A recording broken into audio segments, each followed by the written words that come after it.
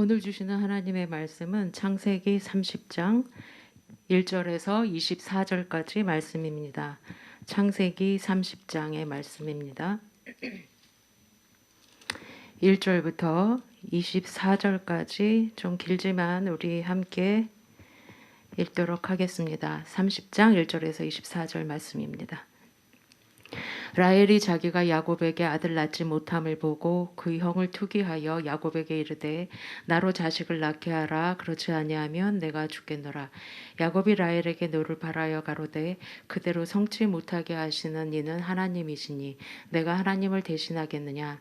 라헬이 가로되 나의 여종 비라에게로 들어가라.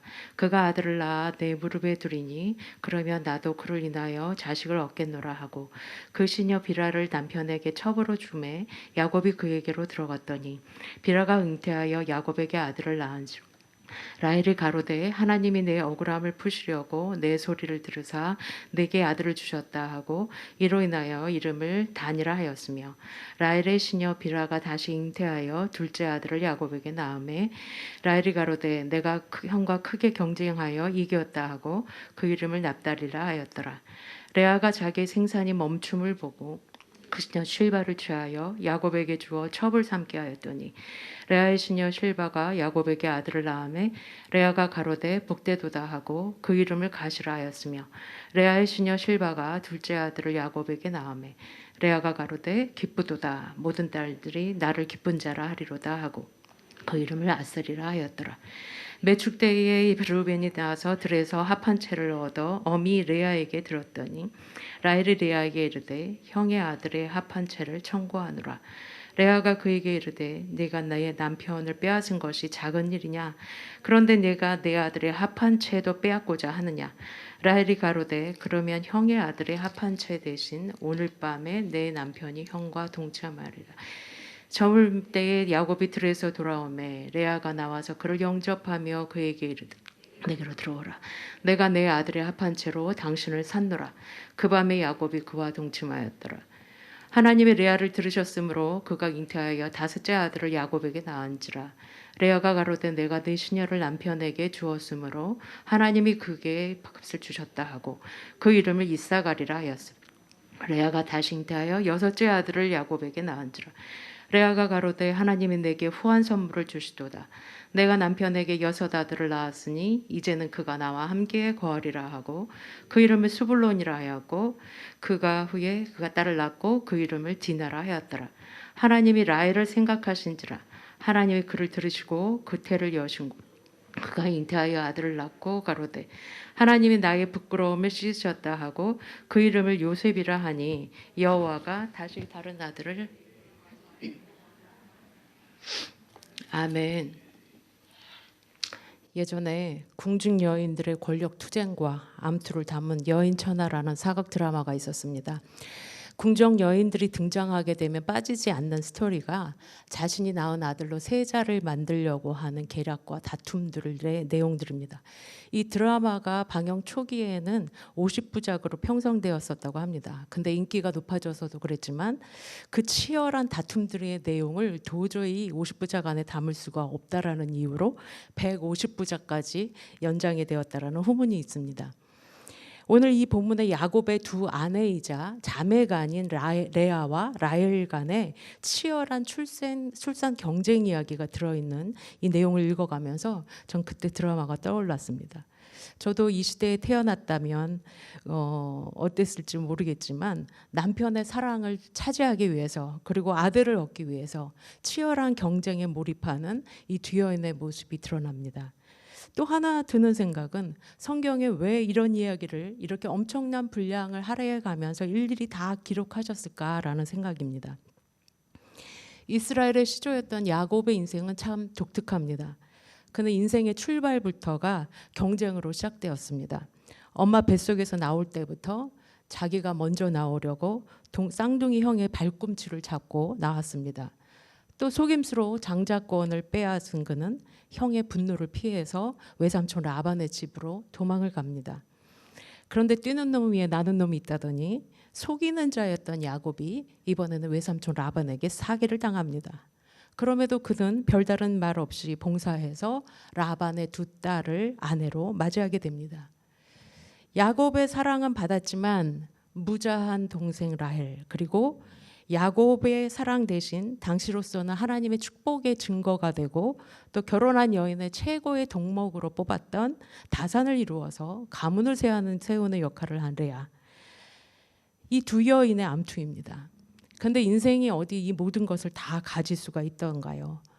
그러면 내게 있는 것이 너에게는 없고 너에게 없는 것이 내게 있으니 공평하신 하나님이다 라며 사이좋게 지내면 좋겠구만. 모든 사람들이 그렇지 않듯이 이들 역시 자기가 가진 것에 만족하지 않고 남이 가진 것까지도 쟁취하고자 하는 그 욕심에 두 여인의 피나는 투쟁이 시작되고 있습니다. 이 툰바구니에서 이도저도 아니고 곤란하기만 한 골치 아픈 사람이 바로 야곱이었을 것입니다. 하나님이 세우신 가장으로서 그리고 이 가정의 평화를 위해서 좀 지혜롭게 중재했더라면 다툼이 이렇게까지 격해지지 않았을지 모르겠습니다. 다툼이 점점 치달아 오른 것에 대한 책임은 레아나 라헬 그리고 야곱만도 아닌 세 사람 모두에게 있습니다.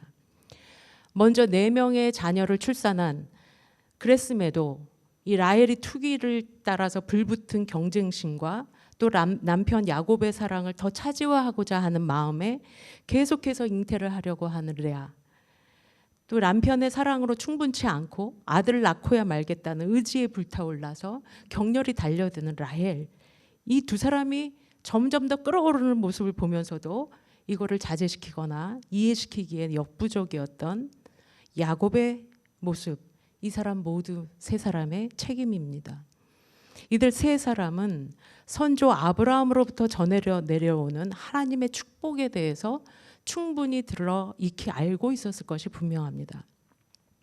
그럼에도 마치 아브라함과 사라가 하나님의 약속을 시녀 하갈을 통해서 이루려고 했던 것처럼 이들도 하나님의 뜻이 이루어질 때까지 인내하고 기다리지 못했습니다. 자신들의 욕심을 채우고자 하는 동기로 경쟁에 휘말리게 됩니다.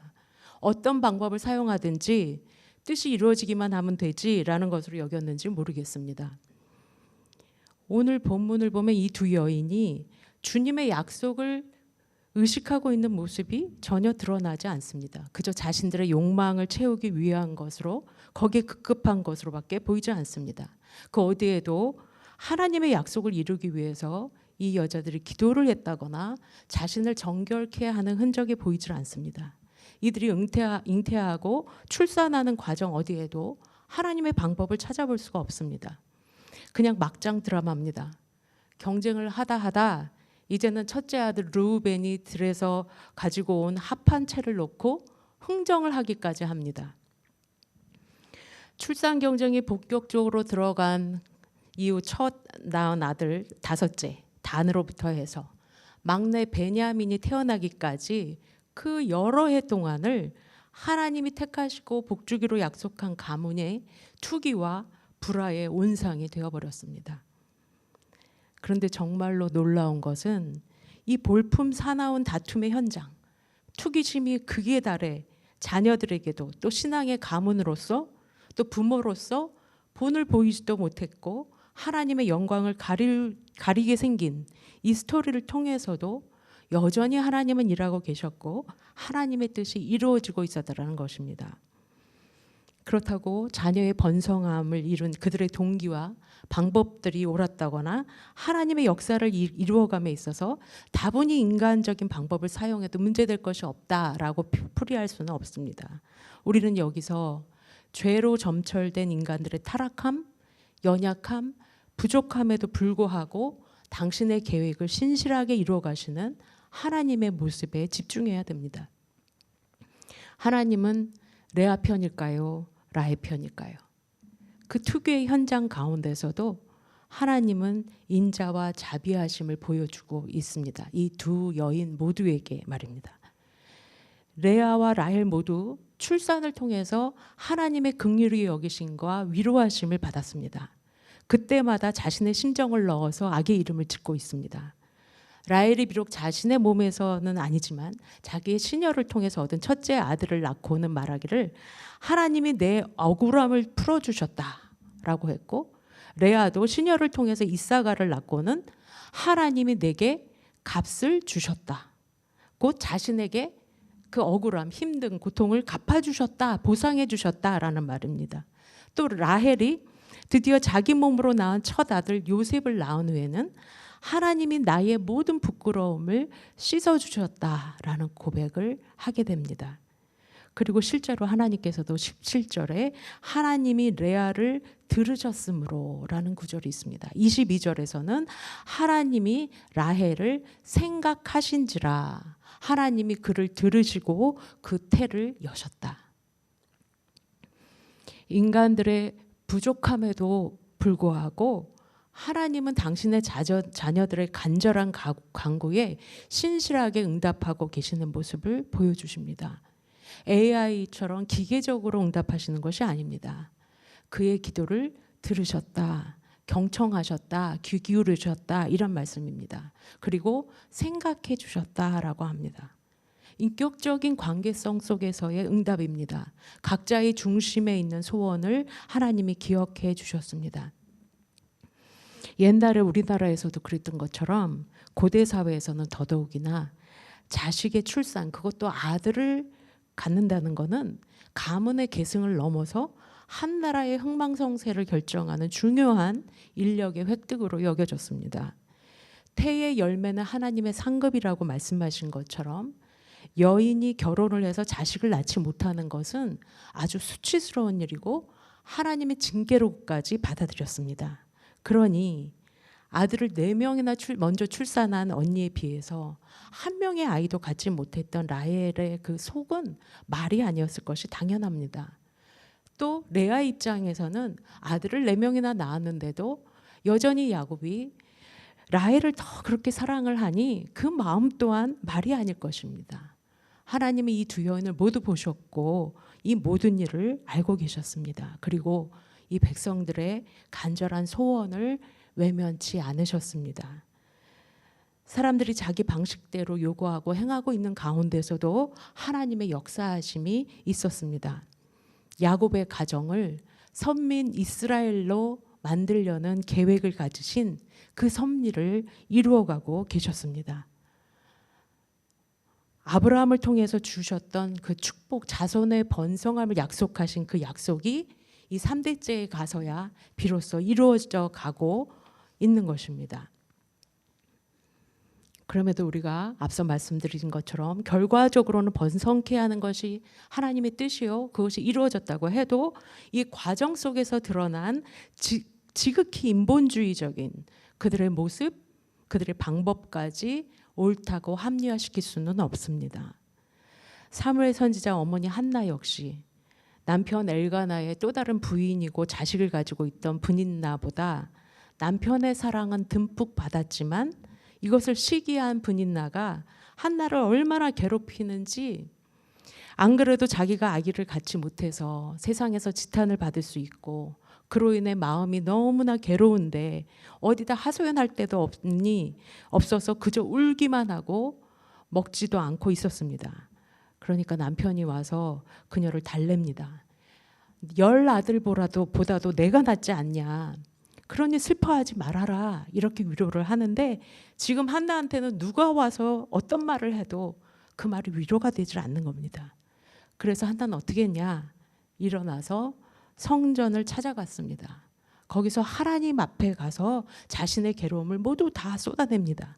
얼마나 간절하게 오래 기도했는지 당시 제사장이었던 엘리 제사장이 나와서 딱 술 취한 것처럼 보이니까 한나에게 네가 언제까지 술 취해 있겠느냐, 술을 끊어라, 이렇게 호통을 칩니다. 그러자 한나가 답하기를 내가 술에 취한 것이 아니라 내 마음이 너무나 원통하고 괴로워서 하나님께 나의 심정을 토해낸 것이다, 이렇게 답을 합니다.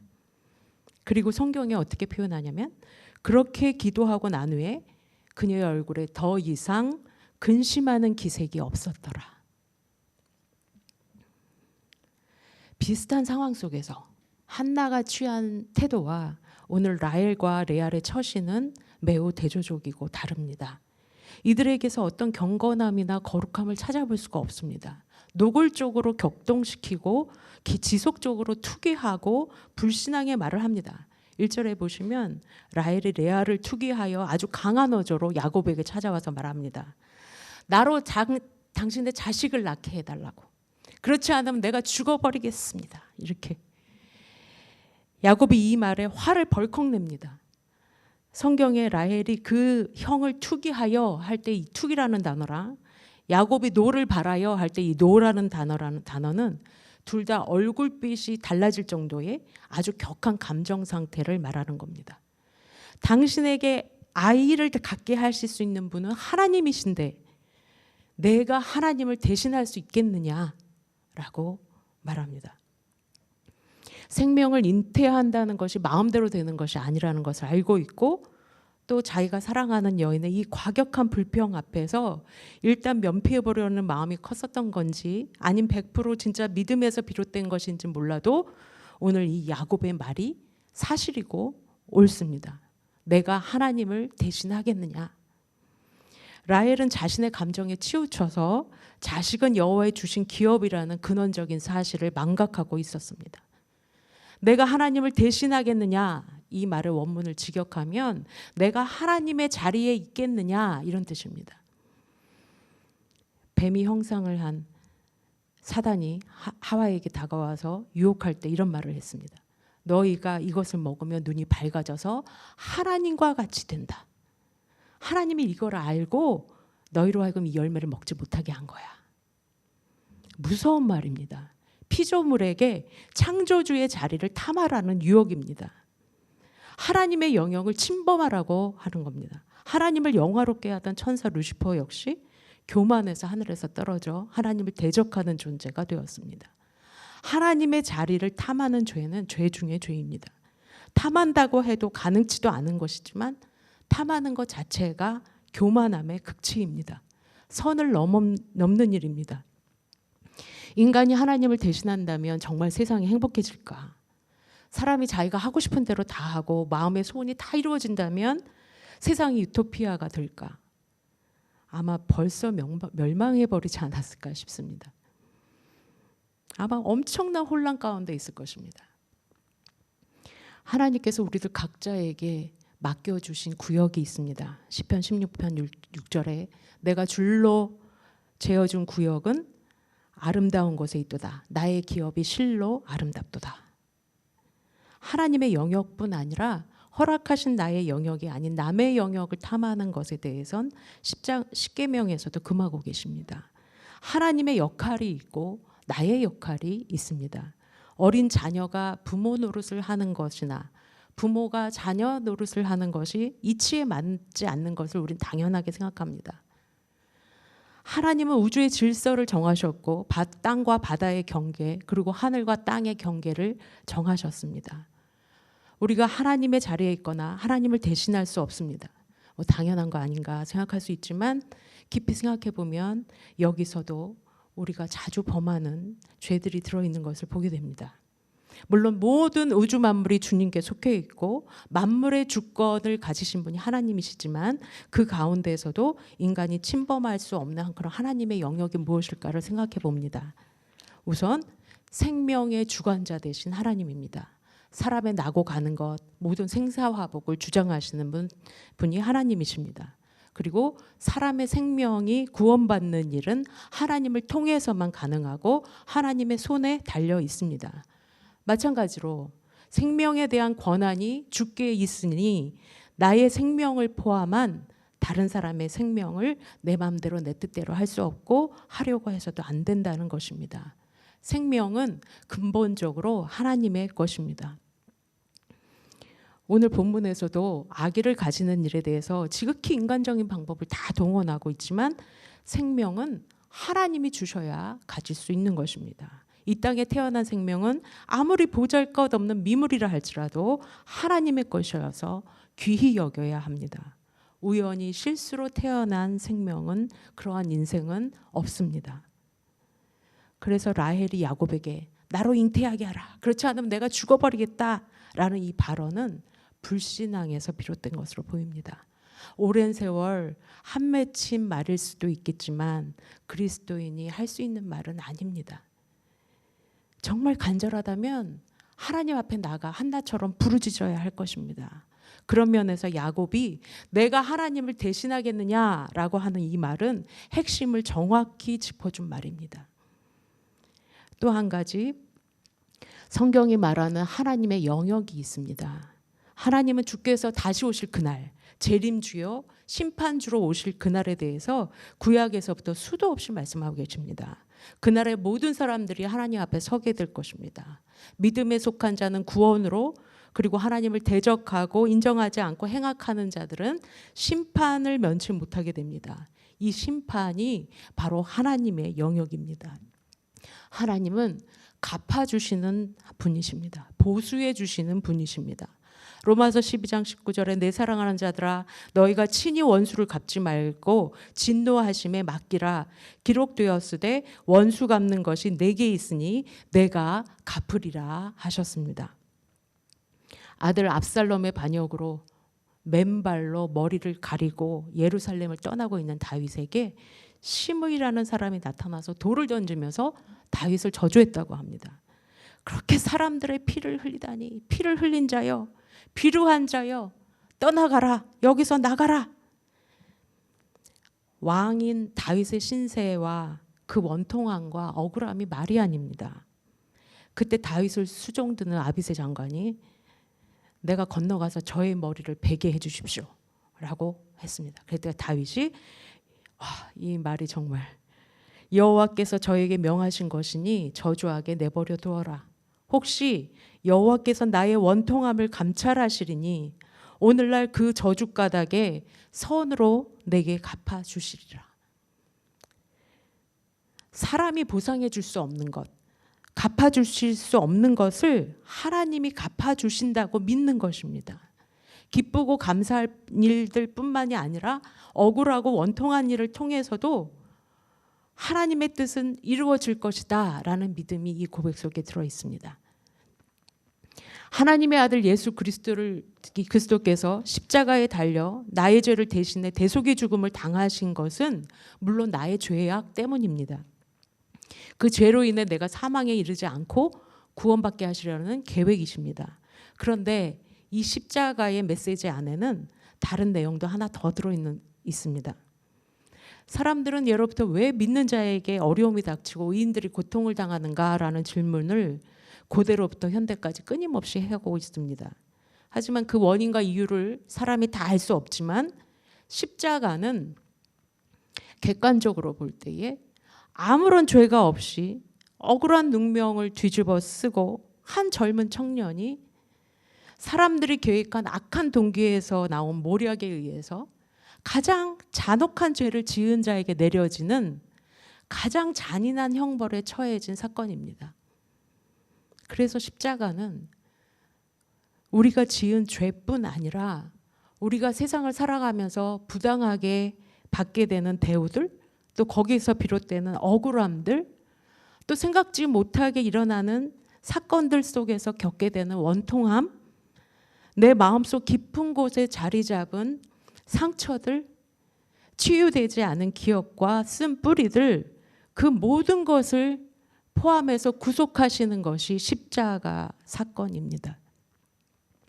범죄자의 죄를 사해 주실 뿐만이 아니라 피해를 입은 사람을 위해서 갚아주시는 은혜가 주님의 십자가 안에 들어있는 내용입니다. 마지막으로 우리가 범하기 쉬운 하나님의 영역, 판단하는 일입니다. 일정 부분 심판의 내용과 겹치기도 하지만 그것보다 우리가 일상에서 자유로울 수 없는 너나 나나 다 항상 짓게 되는 그런 내용입니다. 야고보서 4장 11절에서 12절 형제들아 피차에 비방하지 말라. 형제를 비방하는 자나 형제를 판단하는 자는 율법을 비방하고 율법을 판단하는 것이다. 네가 만일 율법을 판단하면 율법의 준행자가 아니요 재판자로다. 입법자와 재판자는 오직 하나이시니 능히 구원하시기도 하시고 멸하기도 하시느니라. 너는 누구간데 이웃을 판단하느냐 강하게 말씀하십니다. 이 비방이랑 한몫에서 자유로울 수 있는 사람은 아마 아무도 없지 않을까. 초대교회 내에서도 이런 일들이 아마 끊이지 않았던 것 같습니다. 교회 지체 중에 누구는 판단하고 누구는 판단을 받는 일은 없어야 됩니다. 직분에 관계없이 누구도 감시하는 자가 되어서 안 됩니다. 이것만 우리가 안 한다고 해도 하나님이 하나 되게 하신 것을 힘써 지키라 하신 명을 이루어가기에 가장 효과적인 비법입니다. 특히나 상대가 하나님의 사람이라면 더욱이 그렇습니다. 그 사람이 정말 잘못을 했더라도 그 사람이 어젯밤에 하나님 앞에 나아가 기도하면서 회개하고 그 사람이 하나님이 그를 깨우쳐 주셨을지 모르는 일입니다. 그런데 오늘 내가 그 사람을 정죄할 수 없습니다. 하나님의 영역을 침범하는 것입니다. 훈계가 정말로 필요하다면 어떤 방법으로든 하나님이 하실 것입니다. 나의 판단은 공동체와 개인에게 아무런 도움이 되지 않습니다. 스스로의 죄악만 쌓는 일입니다. 비난한다라는 것은 적어도 나는 저 사람 같지 않아. 적어도 나는 저 사람보다는 나아. 저 사람과 나는 달라 라고 하는 오만함에서 나오는 것입니다. 하나님이 복 주시고자 하는 사람을 내가 정죄할 수 없습니다. 복 있는 사람은 악인의 꾀를 쫓지 아니하고 죄인의 길에 서지 아니하고 오만한 자리에 앉지 아니한다. 모여있을 때 혹시라도 비방의 내용이 나오기 시작하면 동조하지 마십시오. 그 자리를 뜨는 게 차라리 낫습니다. 동조하면 비난이 꼬리를 물고 확대 재생산됩니다. 나중에는 없는 말도 생겨납니다. 거기에 사단이 틈을 타서 분열하게 하고 반드시 실족하는 사람이 나옵니다. 판단하는 사람이 도리어 부끄러워할 수 있는 공동체의 분위기, 기독교의 분위기, 그리스도의 분위기가 돼야 합니다. 그럼 남 걱정하는 일 빼면 할 말이 없는 무슨 얘기를 하죠? 방금 읽어드린 시편 1편의 말씀, 오직 여호와의 율법을 즐거워하여 그 율법을 주야로 묵상하는 자로다. 복 있는 자를 얘기하신 것처럼 은혜를 이야기하십시오. 하나님을 자랑하십시오. 이것이 성도의 교제입니다. 상대적인 자랑은 사람에게 상처가 될 수 있습니다. 그러니까 절대적인 기쁨의 근원이신 주님과 관계된 이야기를 하십시오. 주님이 어떻게 내게 역사하시고 일해 주셨는지, 주님의 위대하심과 광대하심, 전지전능하심을 우리가 찬양하다 보면은 크게만 보였던 문제들이 얼마나 작아지는지 모릅니다. 문제를 보지 말자 하면 더 생각이 나는데 주님께 우리의 마음과 시선을 집중하다 보면 웬만한 건 참 감사한 일이구나. 저 저주를 통해서도 하나님이 선으로 갚으시겠구나. 다윗과 같은 고백이 할 수 있게 됩니다. 저 사람도 참 고맙네. 그래서 그의 부족함을 위해서 안타까움과 주님의 마음으로 중보하게 됩니다. 라헬에게 자식을 주시고자 하셨다면 라헬이 이렇게까지, 레아도 마찬가지고 인간적인 방법, 인간적인 악을 다 써가면서까지 하지 않아도 하나님이 이루어 주셨을 것입니다. 12지파를 계획하고 계셨던 주님께서 다른 아름다운 모습으로 어떻게 하든 당신의 뜻을 이루셨을 것입니다. 주님 보시기에 어느 것이 더 합당하겠습니까? 창세기 마지막 장에 아비 야곱이 죽고 난 후 요셉의 형들은 오래전에 자신들이 요셉에게 못할 짓을 한 것에 대해서 요셉이 이제 원수를 갚지 않을까 싶어서 두려움에 떨었습니다. 그 모습을 본 요셉의 말이 이렇습니다. 두려워 마소서, 내가 하나님을 대신하리이까. 이거 쉬운 일 아닙니다. 그리고 이 모든 것이 하나님의 경륜이었다고, 선을 이루셨다고 말하고 또다시 말합니다. 두려워 마소서, 내가 당신과 당신의 자녀들을 기르겠습니다 라고 위로의 말까지, 그들의 앞날을 책임져 주기까지 합니다. 역시 믿음의 사람 요셉입니다. 시편 46편 10절 말씀입니다. 너희는 가만히 있어 내가 너희의 하나님 됨을 알지어다. 하나님의 영역, 하나님의 권한을 우리가 행사하려고 할 때에 시시비비가 일어나고 소란스럽게 됩니다. 하지만 하나님의 일을 하나님이 하시도록 내어드릴 때에 모든 것이 합력해서 선을 이루고 하나님께서 영광을 받으실 것입니다. 하나님으로 하나님 되게 하시는 일은 주님의 백성들이 해야 할 가장 기본적이고 중요한 일입니다. 모든 것의 주권자 되시는 주님께서 우리의 하나님이 되시며 우리는 그의 온전한 자녀요 온전한 백성으로 살아가는 저와 모든 성도들이 되시기를 간절히 기도합니다.